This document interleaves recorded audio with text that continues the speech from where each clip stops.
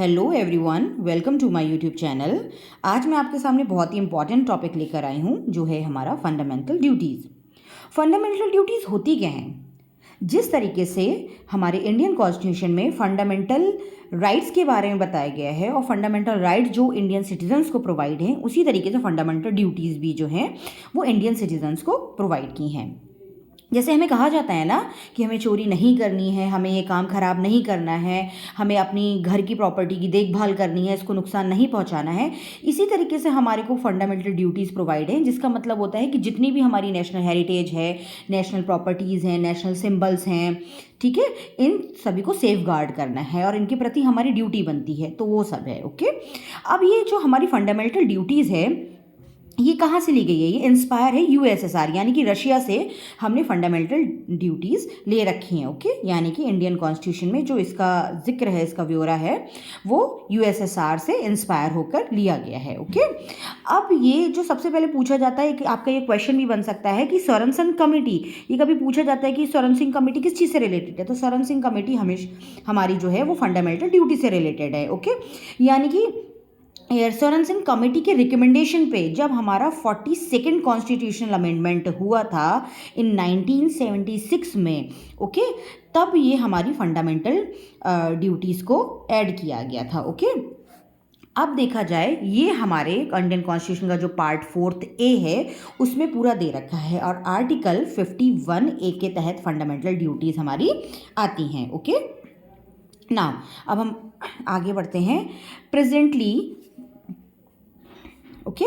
Presently the number of fundamental duties, okay, as for article 51A is 11, whereas originally at the time of its inclusion in the constitution the number was 10। देखिए, हमारा amendment से पहले जो fundamental duties थी वो कितनी थी? 10 थी, यानी कि 10 थी। लेकिन जब हमारा अमेंडमेंट हुआ था तब हमारा ये जो फंडामेंटल ड्यूटीज़ में यानी कि एक फंडामेंटल ड्यूटी और बढ़ाई गई थी, यानी कि अब हमारी करंट फंडामेंटल ड्यूटीज़ हैं वो कितनी हो गई हैं? 11 हो गई हैं। और पहले कितनी थी हमारी? ठीक है, पहले जो हमारी फंडामेंटल ड्यूटीज़ थी वो 10 थी। ओके, जो हमारा आर्टिकल 86 कॉन्स्टिट्यूशनल अमेंडमेंट हुआ था 2002 में। अब हम इस आगे बढ़ते हैं।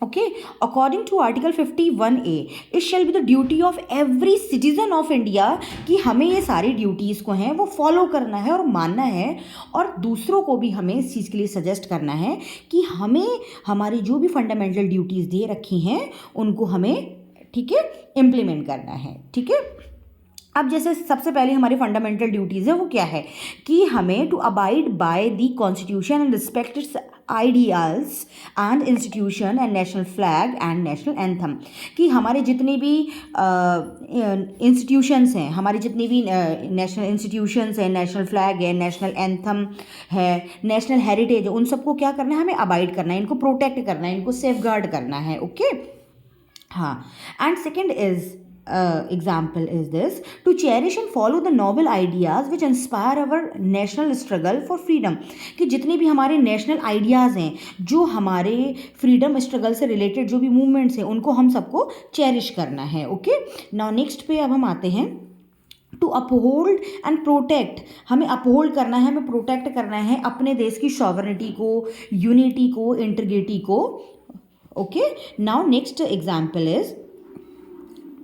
एग्जाम्पल क्या है कि to defend the country and render national service when called upon to do so. लेकिन जब कभी भी हमारी कंट्री खतरे में है, या जब कभी भी हमारी कंट्री पे कोई मुसीबत आ जाती है, या कभी भी कोई अटैक या कोई टेररिस्ट अटैक है, इस तरीके से, तो हम सबको रेडी रहना है, क्योंकि ये हमारी ड्यूटी है। ये हमारी ड्यूटी बनती है कि अपनी कंट्री को सेफ गार्ड करना, और जब कभी भी हमें अपनी कंट्री की सुरक्षा के लिए और देखभाल के लिए बुलाया जाए तो हमें उस चीज़ के लिए हमेशा रेडी रहना है। तो ये भी एज ए इंडियन सिटीजन हमारी ड्यूटी है। ओके, अब क्या है कि अब हमारा 5th वाला अगला जो ड्यूटी है, इसमें क्या है कि हमें अपनी कंट्री को हार्मनी को बनाए रखने के लिए, ब्रदरहुड को बनाए रखने के लिए, ठीक है, और जितने भी हमारे धर्म हैं, जितनी भी कम्युनिटीज़ हैं, जितनी भी डाइवर्सिटी है, ये सबको, और विमेन की डिग्निटी को भी हमें मेंटेन करना है। ठीक है, इन सबको भी हमें मेंटेन करना है।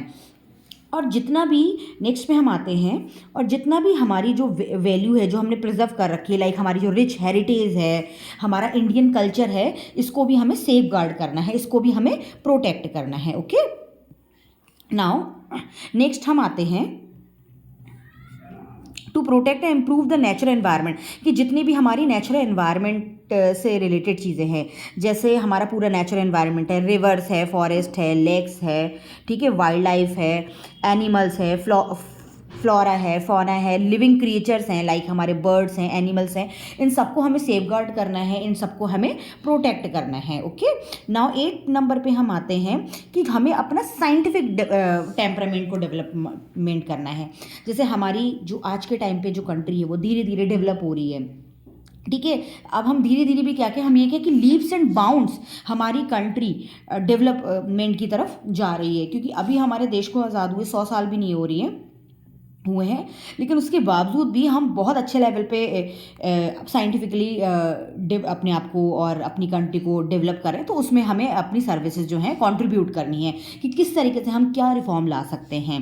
ओके, हम नेक्स्ट पे आते हैं कि हमारी जितनी भी पब्लिक प्रॉपर्टी है, लाइक हमारे स्कूल है, कॉलेजेस हैं, हॉस्पिटल हैं, कोई पोस्ट ऑफिस है, पुलिस स्टेशन है, कोर्ट है, तो हमें इसको हमेशा सेफ गार्ड करना है। मतलब जितना भी अगर कभी भी कोई वायलेंस हो रहा है, और जितने भी वायलेंस से रिलेटेड वायलेंस होने में कोई जो ऑब्जेक्ट काम में आते हैं, कोई अगर लोग हिंसा कर रहे हैं, तो इस तरीके से हमें उन चीज़ों को रोकथाम लगानी है, ना ही कि उनका पार्ट बनना है। ओके, एंड नेक्स्ट आते हैं to strive towards excellence in all spheres of individual, कि एक इंडिविजुअल के डेवलपमेंट के लिए जितने भी स्पेयर्स हैं हमें उस पर कलेक्टिवली आगे बढ़ना है, उन पर कलेक्टिवली काम करना है और अपने देश को हायर लेवल तक ले जाना है अचीवमेंट के लिए। ओके, नाउ अब हम आते हैं to provide opportunities for education to this child, okay, और wards between the age of 6 to 14 years, कि ये हमारी जो 11th फंडामेंटल ड्यूटीज़ है जो सबसे लास्ट में अमेंडमेंट करके जो ऐड की गई है, उसमें ये है कि जो हमारे